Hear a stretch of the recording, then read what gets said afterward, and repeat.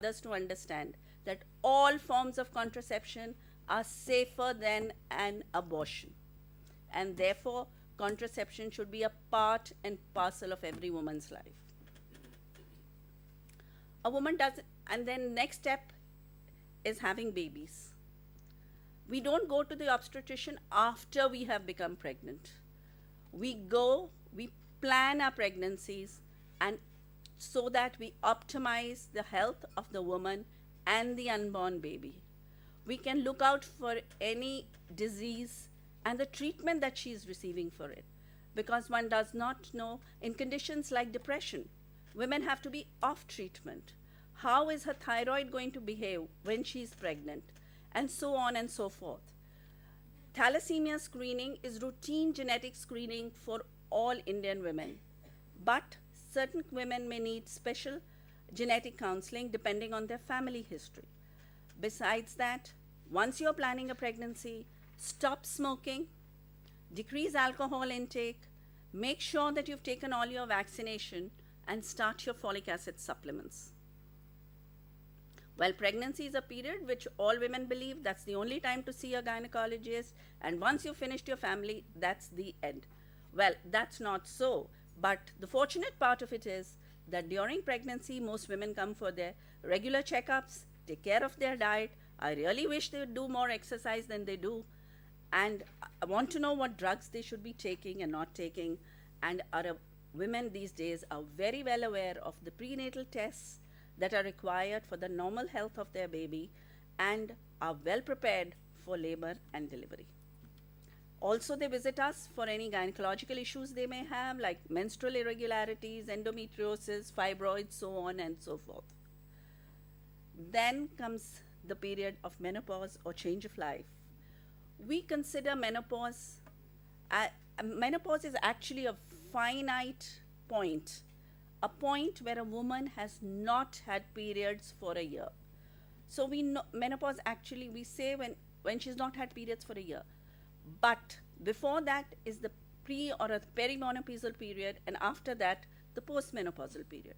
Perimenopausal period is the period when she's having menstrual irregularities and signs and symptoms of falling hormones, like the vasomotor symptoms of hot flashes, cold sweats, mood swings, vaginal dryness leading to sexual dysfunction, forgetfulness, also urinary incontinence increases. Well, with the longevity, many more women are living a large part of their life post menopause, and hence the problem of heart disease, because the female hormones are protecting women from heart disease. Once menopause sets in, the heart disease becomes accelerated. Osteoporosis. Dr. Bedi will be talking about that. Besides that, incidence of cancer goes up with age, both or breast cancer, gynecological cancer. Sexual dysfunction is there, and urinary incontinence and urinary infection. Urinary incontinence can be very, very depressing for women, and therefore it is very important that and the origin of urinary incontinence is your first pregnancy. When women become pregnant for the first time, the bladder muscles become weak, and delivery only worsens it. Menopause makes it really bad.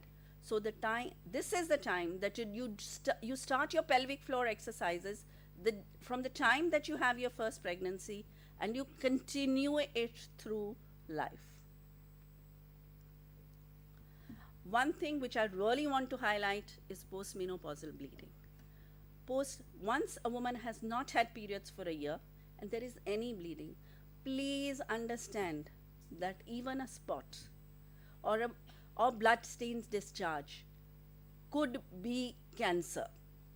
You should report it immediately to your gynecologist, and it should be investigated and proved otherwise before you give up on it.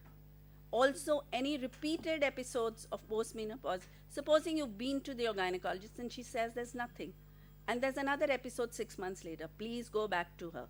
The last one was fine, this one may not be. Again, now we come to another subject that often women talk about is hormone replacement therapy. Well, systemic hormone replacement therapy is not given, that is by mouth, is not given routinely any longer because it is believed that the risk factors are more than the benefit that we may achieve. But yet, it's not given routinely, but in cases where menopausal symptoms may be very distressing, it can be given over a short period. But local hormone replacement therapy has become very important. It is really important for the for the woman who may be sexually active, and it would take care of her sexual dysfunction. Also, as age goes by and urinary tract infections become more common, local hormone therapy takes care of the health of the urinary system. So, to keep yourself healthy, you need to go for an annual gynae checkup. The gynae checkup detects and treats any ongoing health problems and also helps prevent future ones from developing. When should you go? We all have an idea what tests should be done, but then when should these tests be done? This is a brief outline. A girl's first visit, age 13 to 15 years. Breast and abdominal examination, age 19. This is also the time when the gynecologist should teach this young girl how to do breast self-examination. Breast self-examination should be done by all women once a month, and the best time to do it is right after your periods. Pelvic exam and pap test start after the age of 21 or later if the girl is yet not sexually active. HPV testing starts after age 30, mammography 40, and bone densitometry after the age of 65. Well, this is the broad outline, but frequency will vary for women at high risk for any disease. Well, Dr. Seth said that there are various reasons why women don't take care of themselves, and the most important is that they neglect their health and focus instead on their partners and children. The time has come to take care of them. Take care of yourself first. Thank you.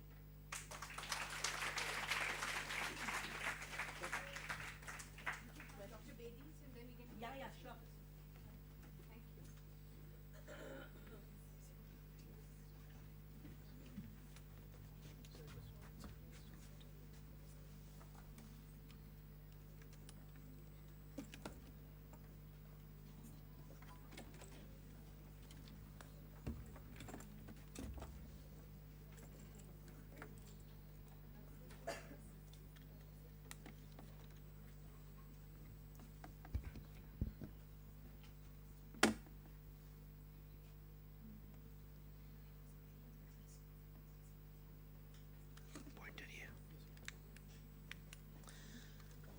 Good afternoon, everyone. My name is, I think you picked up on the program, is Gurinder Bedi. I work in one of these Fortis hospitals. I would consider it as the main Fortis hospital, but I think Dr. Seth's going to dispute that. The scenario is slightly intimidating for me. I work in a branch which is about 99% men. And most orthopedic surgeons, I think most of you have come across, are all men. So having just sitting with about three of us and one more who's already left the room is slightly a different track for me. The topic I'm going to pick up on is, there are no sort of there are no soft feelings with me. So there's none of that soft things we've been hearing about. I am a hard man, and all things I'm going to talk about are rather on the hard side. So the fact is that women are the stronger sex. There's no sort of denying that. Evolution has taught us that. We've gone into parameters which looked at that. The fallacy is that all systems are not really stronger in women, and one of the systems that I'm going to pick on, which is not stronger in women, is the musculoskeletal health. So the topic out here is going to be bone health in women. I'm going to be picking on two facets of the bone health, which you're going to see in the next few slides. The third thing which I'm not going to pick up with is arthritis, because the time is rather on the limited side.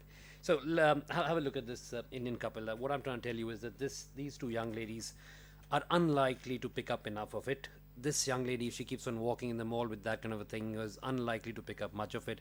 These women again would not have enough. These women are definitely not going to have any of that. These women, on the other hand, are definitely going to pick up enough. These guys, I think, are clamoring for more, so that's why I think they're protesting. This man knew what it was all about, and that's why he was always out and about.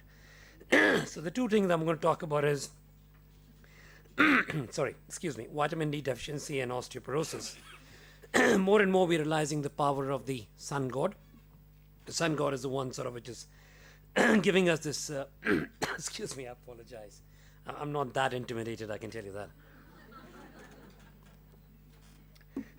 Is giving us this miracle tablets which you're all talking about all over the press and everything, and we think this is something which has come, which will which will stop the cardiology practice, the psychiatry practice. I mean, everything will change once we all have enough of this. And the substance obviously is vitamin D that I'm talking about.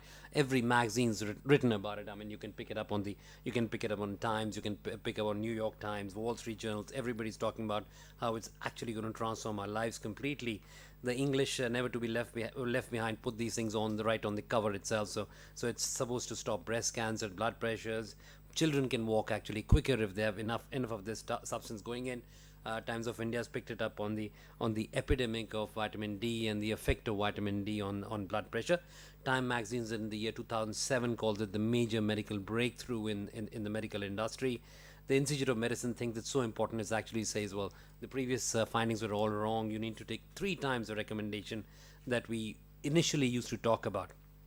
So what exactly is this? So if you have a look at that's the sunlight which is falling on the skin, and what it does is it transforms the cholesterol which is there under the skin into a different kind of a vitamin. Now this goes to the liver, gets activated. The first step of activation goes to the kidney, gets the second step of activation, and from there on it maintains the calcium metabolism in the body. So the important role that it's going to play is on the calcium. So on itself it's not doing much. It's an indirect role it's going to play on the calcium, and the way it plays that role is it's going to actually act on the intestines there and actually absorbs the calcium. So irrespective of how much calcium you might have, if you don't have vitamin D, the calcium doesn't get absorbed, and on the very next day you can sort of pretty much take out all of it if you didn't have enough of this substance going on. And the second thing it does is it plays a role on the bone. It actually elutes the calcium from the bone, and the major way that it does it, so the main role, as I said, is on the intestines and on the bone. And what it's going to try to do is maintain your calcium levels. And the thing which is really going to make the bad effect is this parathyroid glands, which are the glands present just behind the thyroid. So the moment the parathyroid glands see not enough calcium floating in the body, they go into the bone and start picking out calcium from the bone, giving you the weak bones. So you have vitamin D, which is not absorbing it, and the moment you don't have absorb it, the blood levels goes down, and the blood level goes down, the other hormone is going to go ahead and claw it out from the bone, and you end up having weak bones. So that's the whole thing. So these are all the sort of problems that you're going to get if you don't have enough of it, or so the Americans would like you to think. I mean, America's a lot of hype. I mean, they pick up on one thing and they blow it up till the media doesn't like it anymore, and they drop it and pick up something else. So one of the they think it makes a difference on your psychiatric elements, infections, pulmonary, everything. So I'm going to talk about bones and just going to talk about bones and muscles. And what we are trying to tell people, I don't know how true it is, that it does cause things like tiredness, muscle aches, joint pains, some amount of weight gain, high blood pressure, sleep problems, concentration problems, headaches, bladder problems, and everything. There's no doubt it has a huge role in the immature skeleton, where it definitely causes a lot of cramps, and the cramps that cause those bow-legged, you've seen the infants with the bow legs and everything. It can make a big difference on the teething pattern, and even the height gain and everything can be noted to be changed. Lately we're talking about breathing problems because of this. and also the low levels of calcium will cause some other problems in the adults. Now this is the new sort of upcoming role that we're talking about, especially things like the tiredness, that muscle fatigue, the difficulty in getting out of a chair, difficulty in climbing stairs.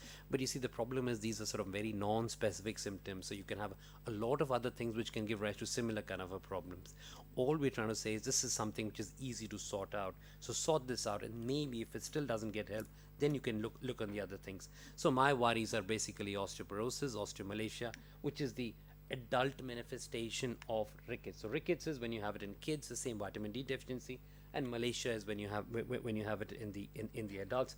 So that's what a young kid looks like if he doesn't have enough of vitamin D. So he's come to a stage and has still got these sort of deformities. You can see many florid patterns. I have to say, in this room, I'm not expecting most of the kids known to you, related to you, have this kind of a thing. Possibly will come a little bit more with the lower socioeconomic group. I'm not saying it's not seen in the other groups as well. So those are some of the presentations with the children are going to show, and that's what happens to the bone. So that's your normal kind of a bone, and that's what happens to the bone. So the bone is really not there. I mean, it's just very soft, very spongy. It doesn't really have the architecture and all that you would like to see, and that's what you get in the skeleton in an adult. This is the adult manifestation. So that's a sort of almost like a fracture developing in there. You can see this thing and this thing is all a fracture developing in the bone. Similarly, if you just have a look at this kind of an X-ray, so that's what an X-ray of somebody with a severe vitamin D deficiency looks like. This is a 45-year-old woman.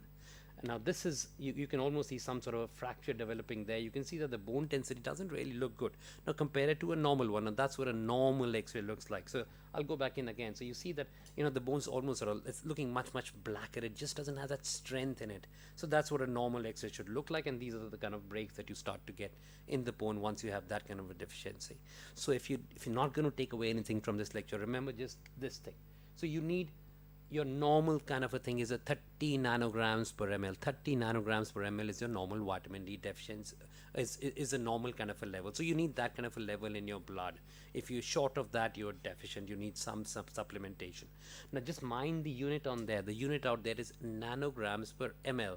If you go to Dr. Law's lab, they will give you the figure of nanomoles per liter. So that figure is 75. So be aware of the units when you're looking at your vitamin D levels. But this is like an easy to do test, cost about 1,500 rupees. And frankly speaking, if you trust me, don't even bother to get it done. You're all short of vitamin D. There is nobody sitting in this room who I mean, unless you've been to see the great Dr. Bedi, you would have given it to you. But short of that, you're all really short of it. So we're looking at this kind of a level in your blood. So that's where you really need to get to.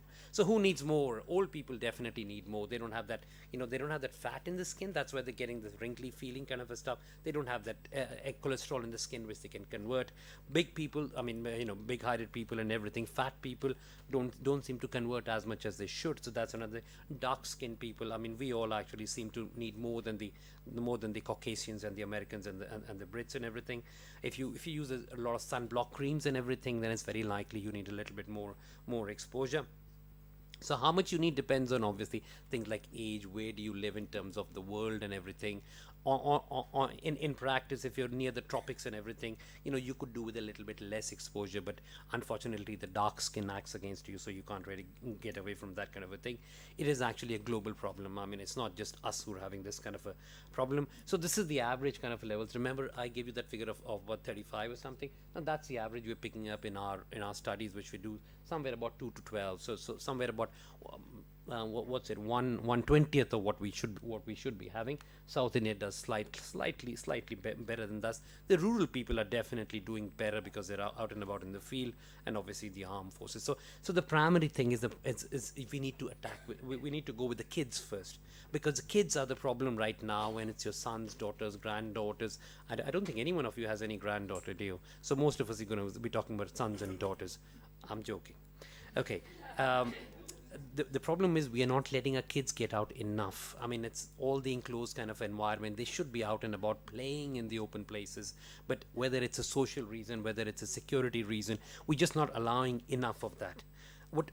It's not that the vitamin is asking too much of us. If you have a look, all you need to do is 15 minutes of exposure for 6 days, and then you're okay for the next 40-50 days. So, you know, it's not asking too much to get that kind of a thing. But can you imagine we're not giving it even that much? So that's the kind of small kind of ballpark figure you should be aiming at, but we don't even do that much. So my primary sort of call it a personal battle is the girl child's problem. I mean, Dr. you know, Bedi, yes. he still wants to take the limelight. So, I'm sure he will. so he's just leaving. So just for a second, No, So I hope no, that no, that's you'll give me that spare time. I'm going to just ask Dr. Kusum Ansal. And while I'm leaving, you can still ask questions, by the way. Dr. Kusum Ansal to please come and give a token of appreciation. No, we are. okay. We do. Right. Okay. Now you see, He asked. my suggestion to you is, you know, you can go and get your bloods checked if you want it. But my suggestion, you don't even bother with that. So all you need to take is, you know, the tablets, which you can get those tablets or the powder. So it's up to you whether you take the powder or not. There's some powders. Questions, not him. Can I can carry on? I'm not being too rude, right?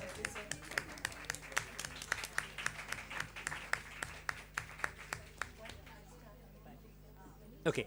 So there's some.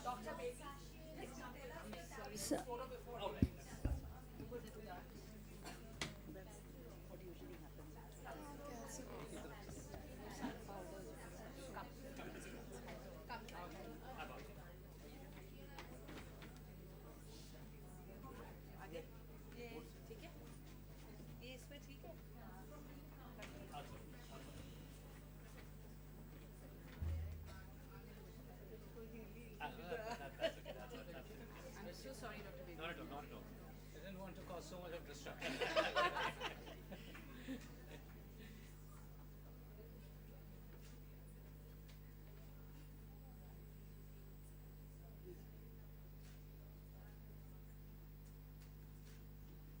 Thank you. Thank you very much. I'll be back. Not today, but I'll be back again. Thanks.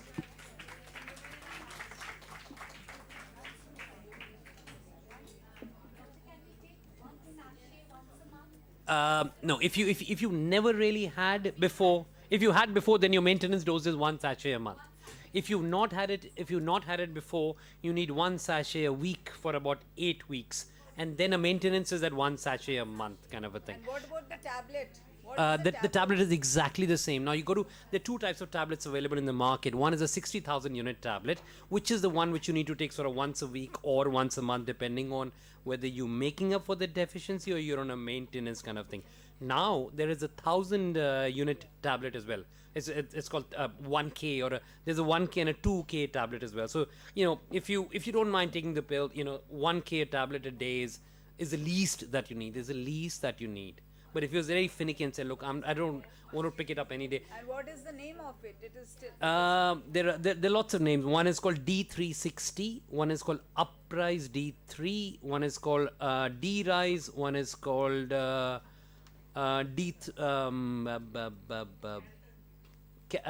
Calton D is a calcium one with the vitamin D supplementation. Now it depends where you are in your life, really. I mean, if you're pre-menopausal, my suggestion is take your calcium from your diet. So you know, pick it up with your glass of milk or something. If, however, you are post-menopausal, living in India with the kind of factors that we have, my suggestion is take your tablet, take your vitamin D and your calcium. You go to see some of these medicines actually come with an inbuilt calcium and vitamin D. So what you really need is the inactive form of vitamin D, which is called the D3. So most of the expensive tablets which you're going to buy, okay, a rule of thumb, if you finding a tablet which is cheaper, buy it. Don't buy the expensive one. Now the expensive one has what is called as an activated vitamin D, and you don't want to have that one unless you have a liver or a kidney problem, because in that case your body is not going to convert the inactive into active form. So go for the cheaper one. Now let me just take an example, something like of the calcium tablets or the vitamin D tablets. Or vitamin D. Okay. Now the first right. Okay. Now the Tayo is a pure vitamin D kind of a thing, and it comes in a 60,000 and a 1,000. It is not calcium to the best of my knowledge. No, it's not.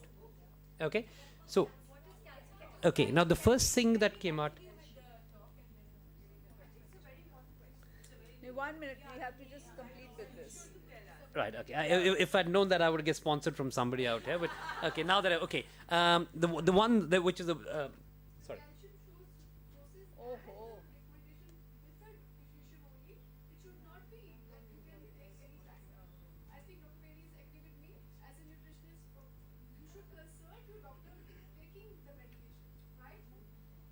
Is that the byline?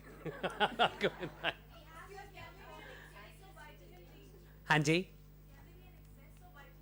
Okay, yes, there can be an excess of vitamin D when you go above 100 units or something. Yes, you will get an excess of it.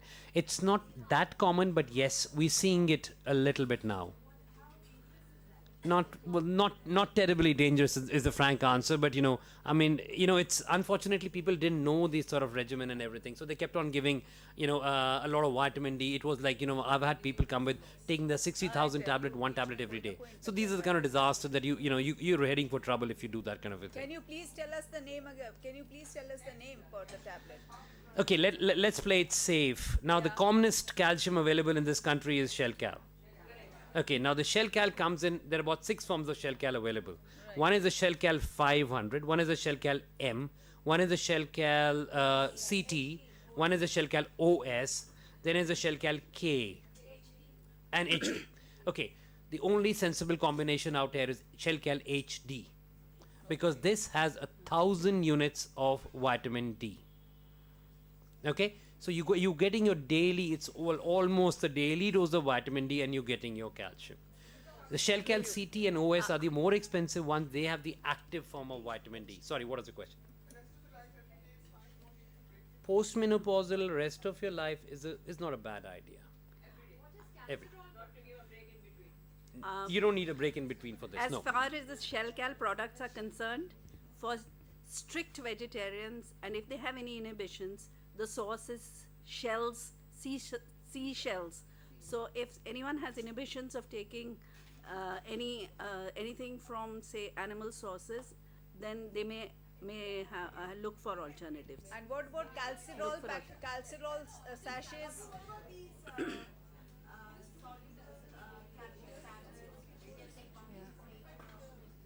Okay, now it depends on how much calcium you have. Most of them will not have more than 200 milligrams of calcium. If you're taking it for a therapeutic kind of a reason, 400 to 1000. you need somewhere about that 500 milligram ballpark. Also. उनका सिर्फ share कर calcium for Dr. calcium. Bedi, I'm just keeping my eye on the watch also. So let ladies just let him finish his presentation so that you can get a feel of what he's talking about. Question and answers we can still take it up a little later. We have also a dietitian on board, so she can also give it. So let's move on.